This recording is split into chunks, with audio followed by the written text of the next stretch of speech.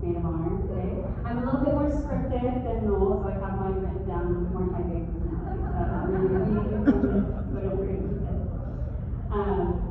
So Nicole and I have been friends since we were 6 and 7 years old, little itty babies. We were quite literally next door neighbors. Our door was right next to each other.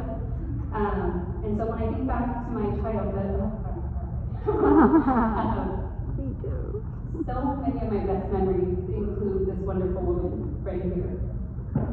From roaming the neighborhood together, literally feeding stray cats, walking our dogs, making up new languages, riding bikes and scooters with the other neighborhood kids.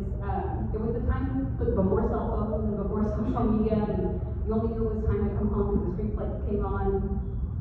I was too young to realize it then, but as an adult, I look back and realize how special of a gift it was to have someone like you to share my childhood with.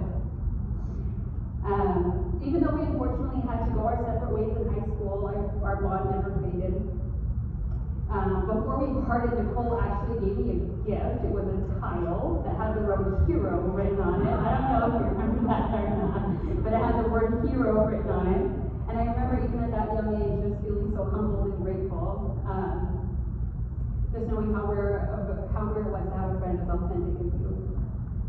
As adults, we are fortunate enough to reconnect, and she's remained an anchor in my life ever since. She's become Auntie Nicole to my 3 daughters. She has walked with me through some of the highest highs and the lowest lows, as I have with her.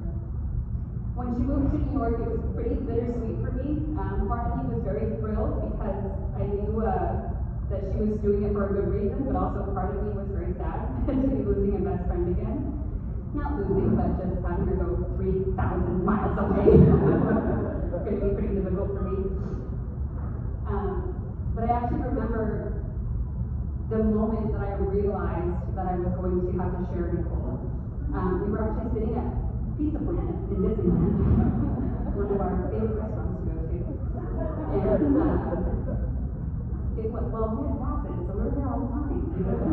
Why not? And so we're all sitting there for a very formal dinner at Pizza Planet, and she sat down and looked at Donnie and I, my husband Donnie and I, and our kids, and she was like, oh, I met a guy.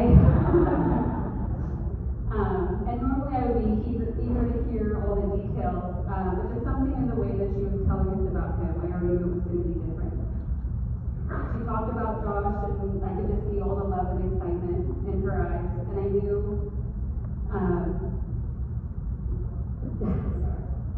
in that moment that my time left with her was limited.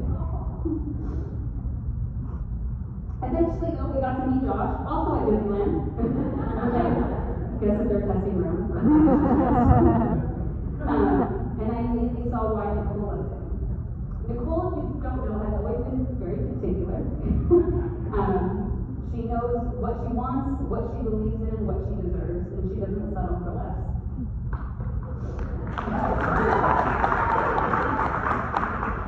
And Josh matches her so beautifully.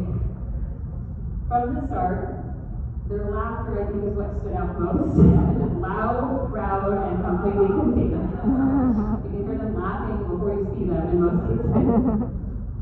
But what really sets Nicole and Josh apart is just how rare their connection is. Finding a love as true and steady as theirs is something that does not happen every day. The way they communicate with each other is far beyond what most couples ever figure out. They don't avoid hard conversations, they lean into them. They don't fight to win, they listen to understand. They balance each other in ways that make both of them stronger, and they challenge each other in ways that help them to both grow. That's not just love, that's a true partnership. Over the years, as I've gotten to know Josh better, I've seen what a kind, ambitious, and loving person he is. As I was preparing for my speech, I started to look for different quotes about love just to see which ones might match this unique connection best. And one that actually stood out for me was from the philosopher Aristotle. And he said, love is composed of a single soul inhabiting 2 bodies. And when I look at Josh and Nicole, that's exactly what I see. Their love, their support, and their joy together truly reflect 2 halves of one soul. And I think Nicole knew this long before today. Because she has found in Josh not just a husband, but her person and her soul.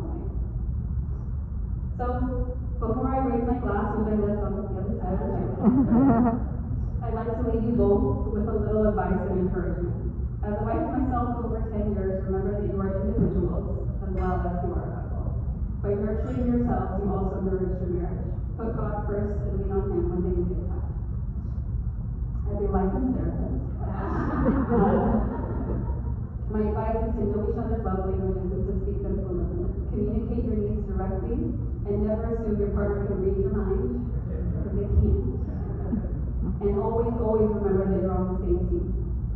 And finally, as your friend for nearly 30 years, and Josh, since you've married Nicole, you get the 10 years.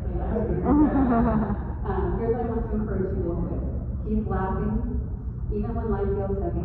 Be grateful for the small, ordinary moments, because they're the ones that build the strongest foundation. And never forget that you're just lucky. You're not just lucky to have found love. You're blessed to have found this love with each other. So, here's to Nicole and Josh.